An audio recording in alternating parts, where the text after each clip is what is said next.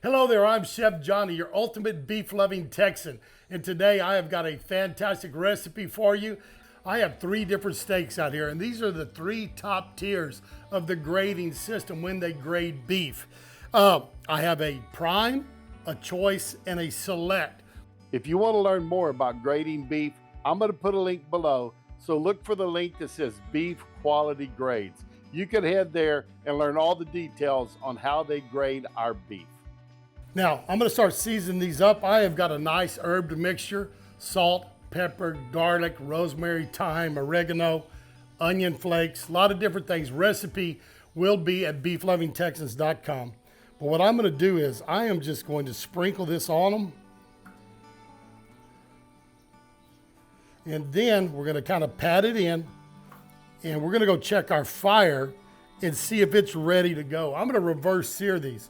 For a nice steak, I don't believe there's a better way for the average person to cook a steak. Now, some people will tell you sous vide is better. I'm not sure it is or not.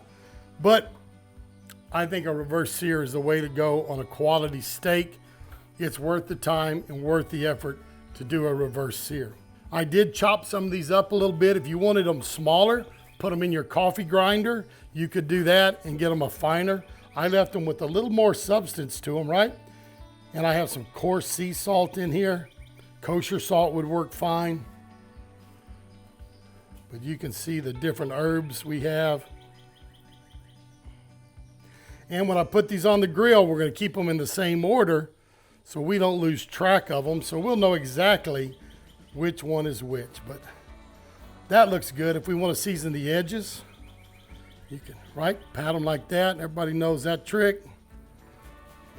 We're going to let these sweat out. Let's get this grill over here in place, show you how we have it set up for the reverse sear, and then we're going to get these steaks cooked, and I bet you they are tremendous. Here we go. We're going to get our steaks on. Our pit is not quite to 300. It's about 285, I think.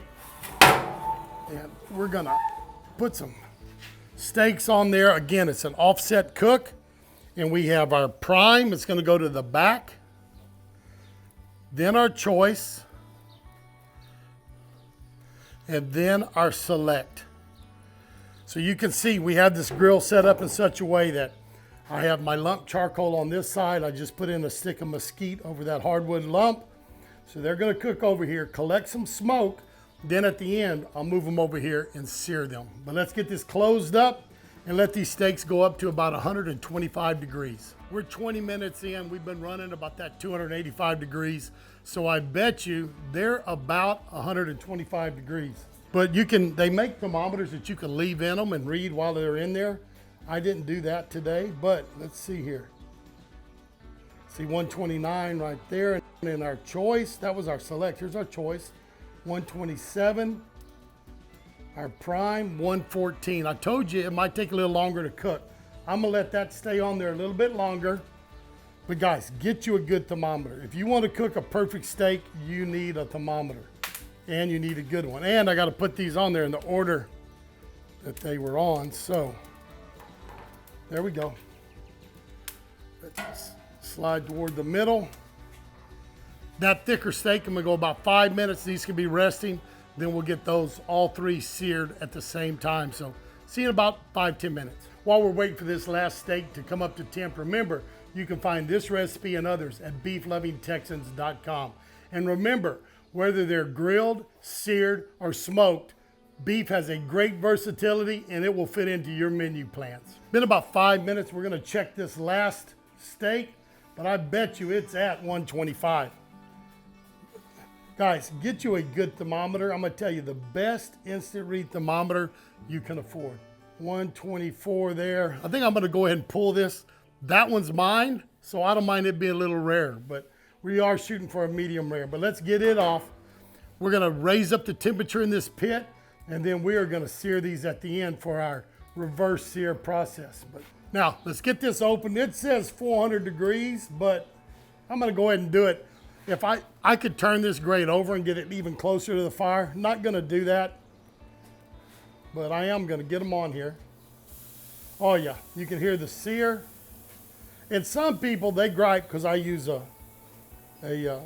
prod here to get my meat with, and they talk about all the juice I lose. I can tell you what, if those couple of drops of juice cause you to have a dry steak, you're not cooking your steaks right. But you could use tongs if that's what you like. And I'm not a one-turn guy. I'm a turn it as often as you need to kind of guy to get it done. But we're gonna flip them. You can see we got a sear going. I'm gonna close it so we don't get a big flame going. Close it back up. 3 minutes, we'll turn them. All right, 3 minutes. Let's see if we can turn them over. See if we're getting grill marks. Oh, drop that one.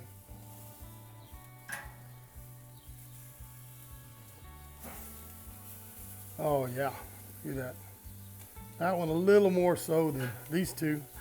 This front one didn't get quite the sear. I think what I'm gonna do is I'm gonna do this. And this one is thinner. That's our choice. I'm betting you it needs to get off. Oh yeah.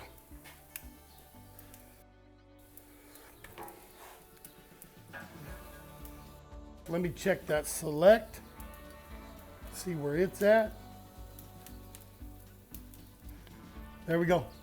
The select is ready to come off. Let's check the temperature again on our prime. It's a little thicker. Let's turn this over. Okay, got some nice color on it.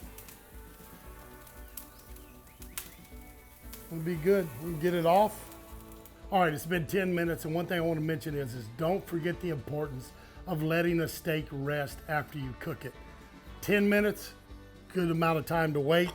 I know sometimes you don't want to, but we're gonna let those juices settle, reabsorb back in there. What's happened is that meat got hot, it's tightened up. Well, when it cools off, it starts loosening up. That moisture can go back into those meat cells again. That's what has happened. So we're gonna look.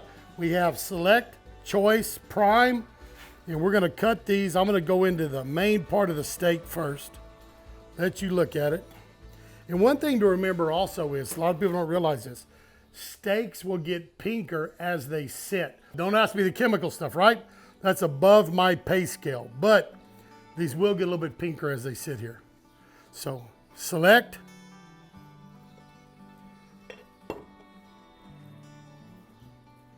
choice. Again, look at the nice moist. We've let them sit.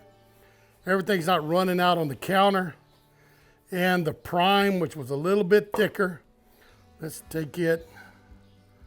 Look at it. That is a pretty steak. Turn it around. There are our 3 steaks. Let's get a good look at each one of those. Gonna cut off just some bites off of each one of these. Right? And I'm cutting off the main part. This is not in the spinalis, right? The really good moist part. But I think that is a pretty, pretty steak. Beautiful, beautiful Texas raised beef. I would say all these are beautifully medium rare. They're cooked right. That is a beautiful, beautiful steak there. Gonna give it a try. That herb seasoning we put on there complements it very well. Let's move on to the choice. Get that piece right there. Give it a try. Again, very good, nice, tender, moist. And for the prime, let's see if this makes a difference of buying a prime steak, guys. One of the old adages is, start with something better, you got a better chance of winding up with something better. This is a great steak. These were good without a doubt. That one, yeah, that's the real deal. Good stuff. These are beautiful steaks. They all tasted wonderful. You couldn't go wrong with any of them. But guys, thanks for stopping by. Remember to stop by the Texas Beef Council, beeflovingtexans.com. All kinds of recipes, nutritional information. They're going to help you have a better understanding and a better ability to cook beef in your household for your friends and your family. So thanks for stopping by. I'm Chef Johnny. Always appreciate you being here. We're going to see y'all down the road. So long, everybody.